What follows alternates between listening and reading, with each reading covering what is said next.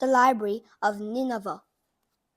Ashurbanipal, the king of all Assyria, stood on his palace walls looking out over the city of Nineveh.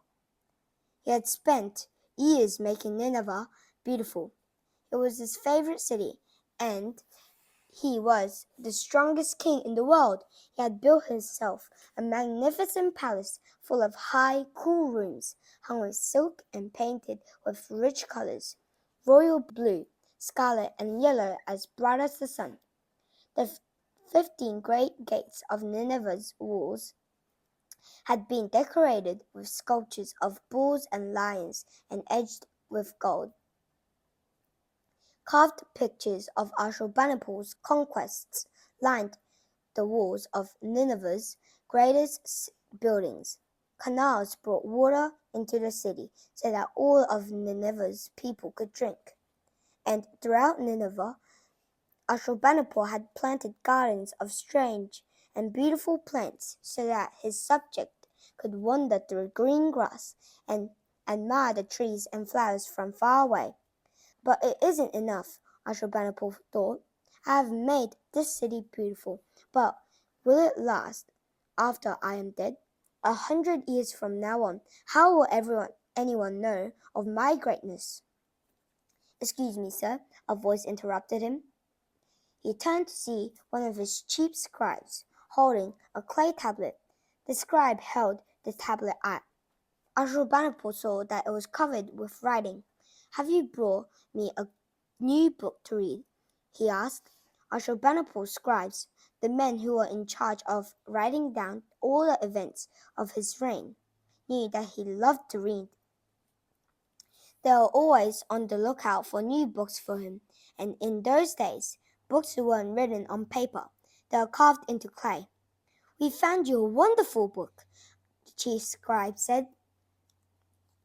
It's a tale from the court of Hammurabi, the great king who ruled Babylon so long ago. No one has ever read it before. One of your men found it in the ruins of Babylon's old walls, and we kept it safe until we could bring it here to you. Ashurbanipal glanced down on the tablet. This was indeed a find, a story from the days of a famous king of old. Now he could look forward to a good long evening of reading. That night, as Ashurbanipal sat in his room reading his new tablet by lamplight, he had an idea. How many of these tablets are left in the ruins of old cities, he said to himself. If they are not rescued, they will crumble away into dust. Then we will never know these stories from old times. What if I were to collect them together and keep them here in my palace? That would be a great project indeed, and then I would become known as the king who collected books, and the people could read my books hundreds of years from now. Ashurbanipal set his new idea into action at once. He sent his scribes out into all parts of the vast kingdom of Assyria, ordering them to collect the tablets they could find and bringing them back to Nineveh. He commanded other scribes to go out to ask the people of Assyria to repeat the stories they had heard from their grandfathers and grandmothers. These stories have been told to children for centuries, but no one had ever written them down. Ashurbanipal's scribes wrote them on clay tablets so that they could be kept forever. He ordered the priests of Assyria to write down the words of their prayers. The court astrologers wrote down the movements of the sun, moon, and stars. The court doctors who wrote down everything they knew about illness and medicine. The court historians recorded all of the details of Ashurbanipal's reign and everything that they knew about the kings who had come before him.